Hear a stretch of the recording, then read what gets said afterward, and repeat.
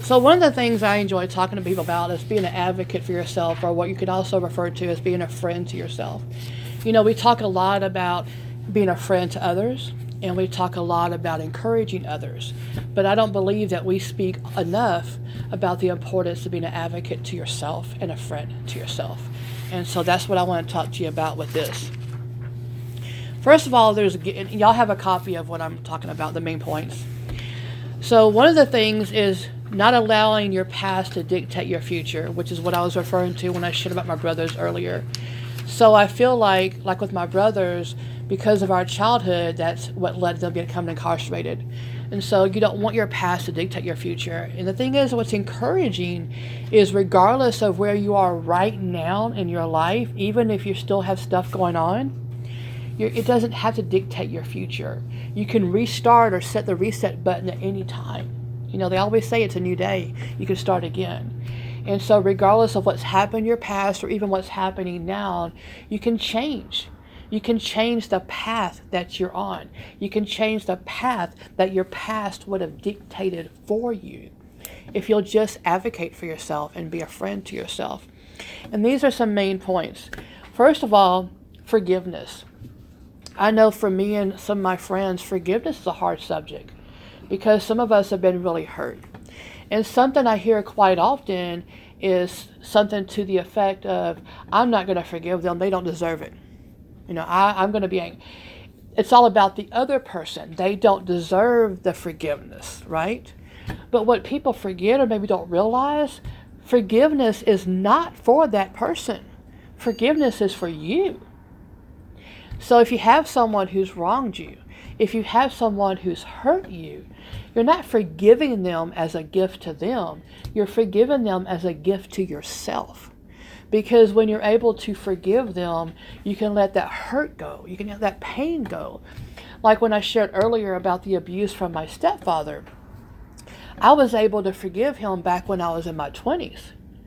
And over the years before he died, there was many times that I went to my mother's house to see her. And of course, he's there. And I could walk in that living room and see my stepfather and have no negative feelings whatsoever because I had forgiven him. Did that do anything for him? Probably not. But did it do something for me? Yes. Because I could walk in that house and have peace. I didn't look at him across the room and think about the abuse I experienced from him. I didn't walk in that room and feel angry or any negativity. I felt peace. I never started a conversation with him. But if he said hi to me, which he would do sometimes, or if he started a conversation, which usually would be short ones, I'd respond. So I was polite to him. I would say hi back. I would respond to whatever he said. But mostly I would be in the other room spending time with my mother. The most important thing is I could walk in that house from where the abuse had happened over the years and feel nothing but peace. So I encourage each of you, if you're having any kind of hurt or pain or damage from anyone past or present, I encourage you to get with a friend or a loved one or with God and pray and release. And sometimes when it comes to praying for something, sometimes we need God's help. And one of the key things you can say is, Father, I don't know how to forgive this person, but I choose. That's how you can do a forgiveness that's hard. You can say, I choose to forgive. And that's the power of letting it go. That's a gift to you and not anyone else.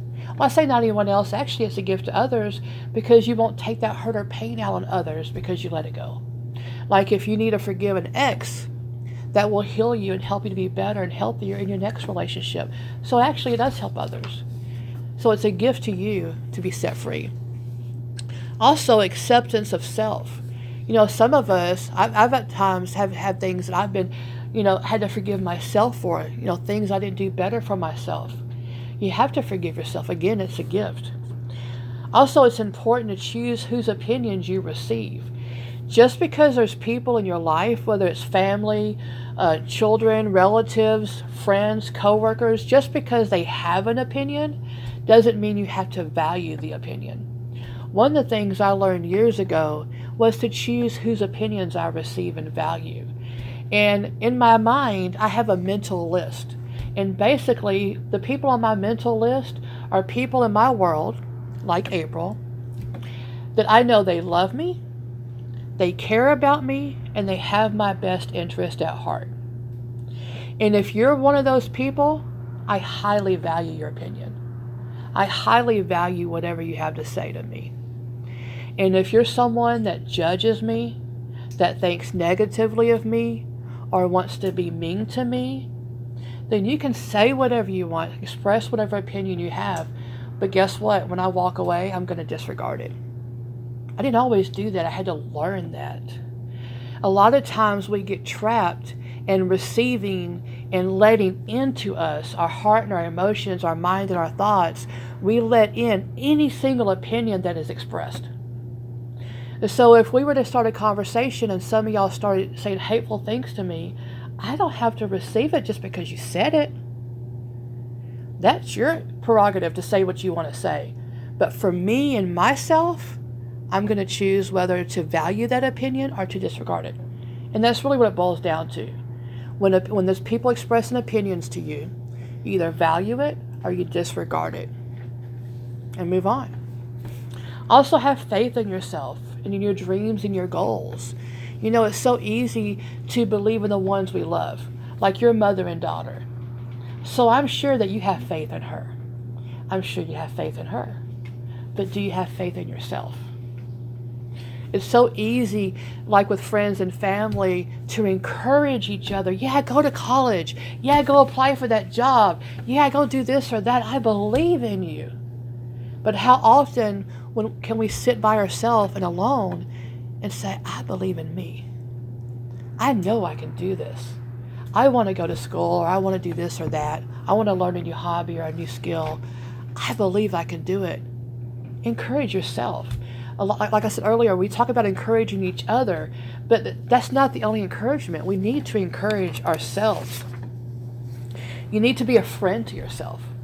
That may sound strange, right? A lot of people have never even heard those words before. What? Be a friend to myself? That may sound strange. When I first thought of it years ago, it sounded strange to me. But here's how I look at it. And I'll do this with friends sometime. Sometimes I'll be talking with a friend, and they'll say something negative about themselves or criticize themselves. And I'll say to them, whoa, don't talk about my friend like that. No. If you would not allow someone to say those mean things to someone you care about, don't do it to yourself. Be a friend to yourself. Don't be harsh on yourself. Give yourself grace. Forgive yourself. And believe in yourself and have faith.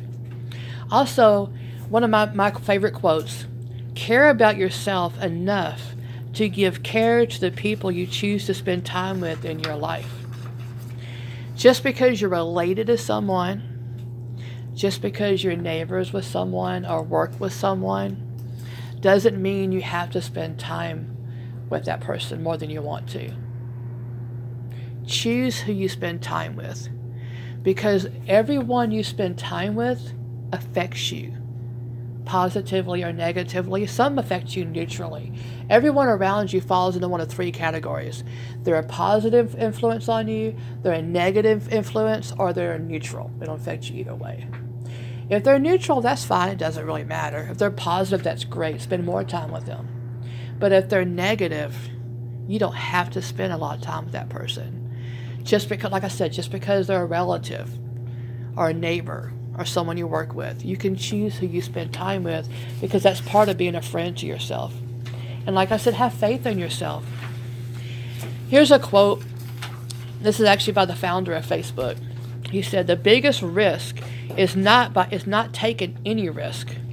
In a world that's changing really quickly, the only strategy is guaranteed to fall is not taking a risk." So the only time you're going to fail is when you don't try. Or the main time you're going to fail. And there's going to be times you try and you do fall, but you can get back up. You are worth risk. If you're a friend to yourself, if you value yourself and you have faith in yourself, don't you think you're worth a risk to step out of your comfort zone, like going to school, doing the things that you value and that you dream for? You took a risk. We're all worth it. You deserve the things in your heart that you desire. You deserve your dreams and your goals and things you want to accomplish. Just like you know the person next to you that you care about deserves those things, you deserve them too. So say yes to yourself and to your dreams. On this one page, you'll see where it says, "No excuses, Cal Maynard." When I speak, sometimes I share stories about people as examples. And Cal Maynard, I saw something on TV about him years ago, and he's one of my favorite examples. I really, really love his story. So Cal, as you can see, there's a picture of him as a child and as an adult. And you can see Cal was born without arms and legs. Now, here's a little backstory. He's the first child of his parents, okay? And so you know how it is. You're having your first baby. You're excited as a couple. You're talking about, oh, he or she is going to do this and that, right?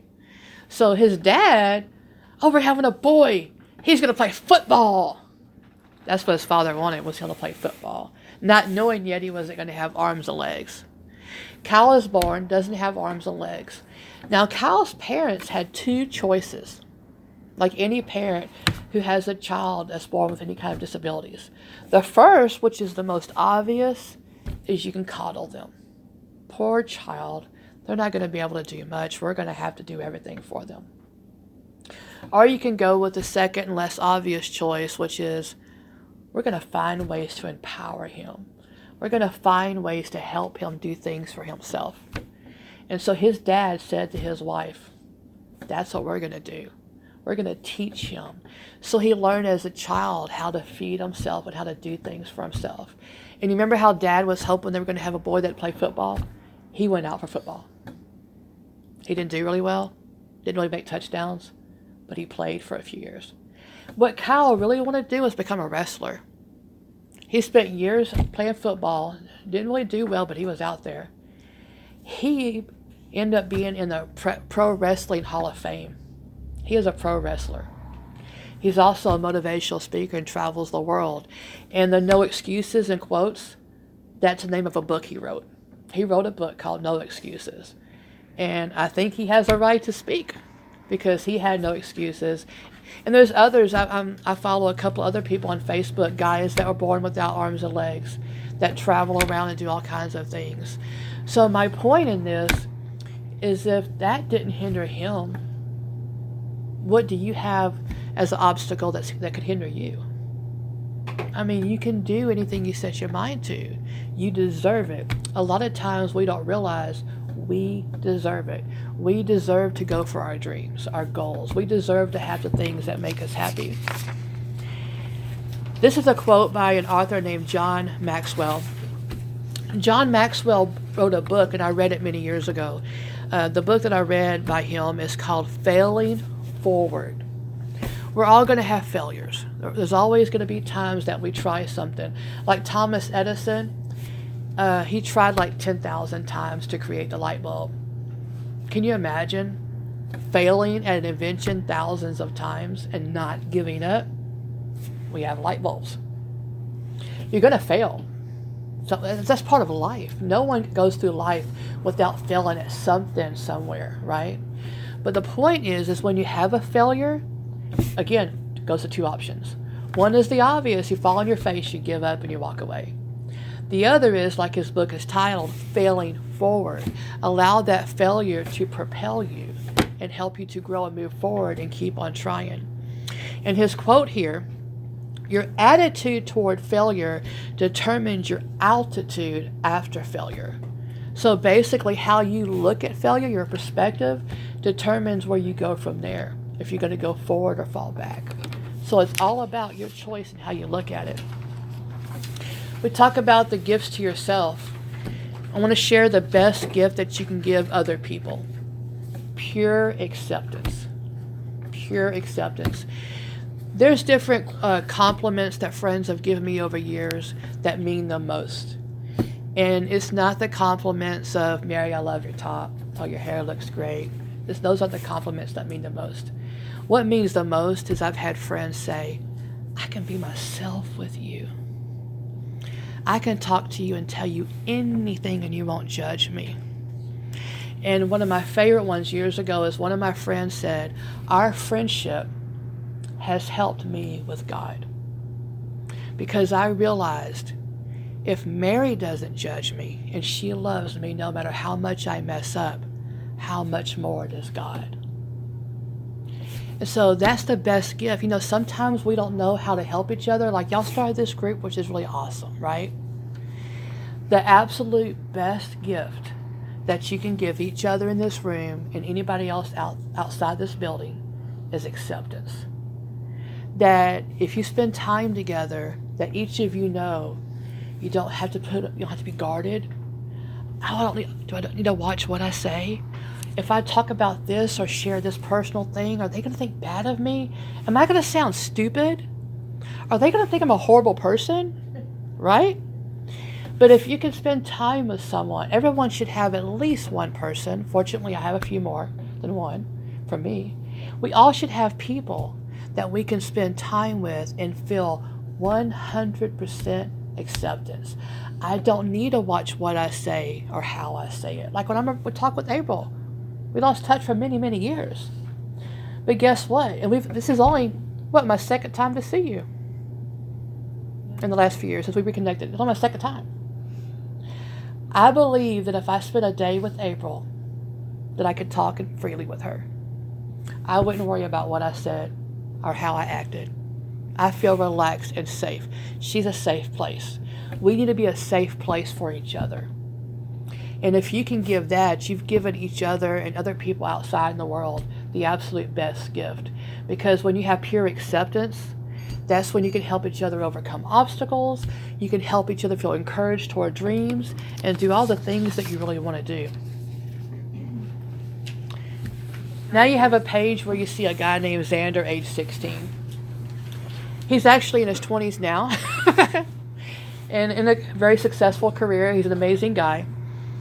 When I was writing my book years ago, I wanted to share stories from different people's lives, okay?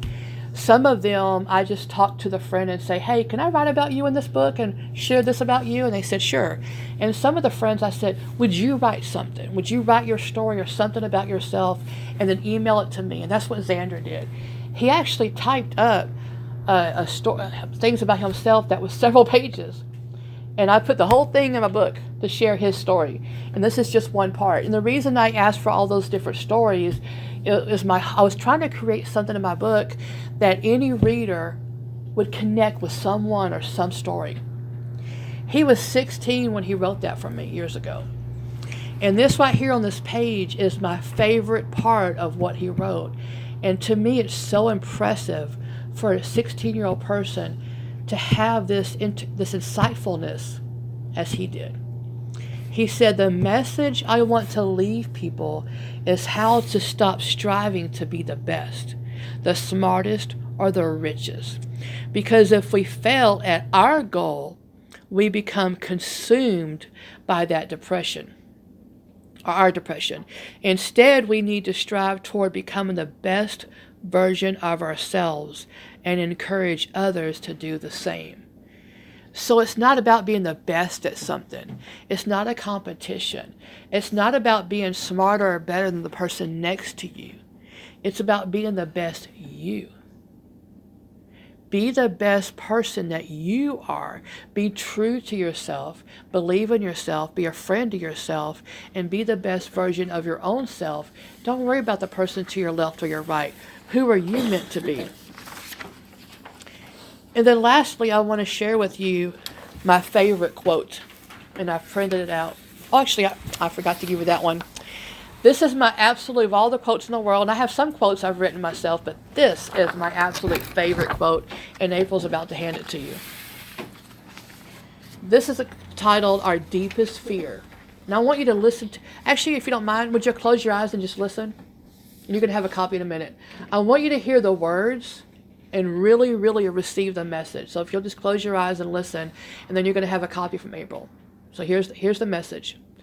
Our deepest fear is not that we are inadequate. Our deepest fear is that we are powerful beyond measure.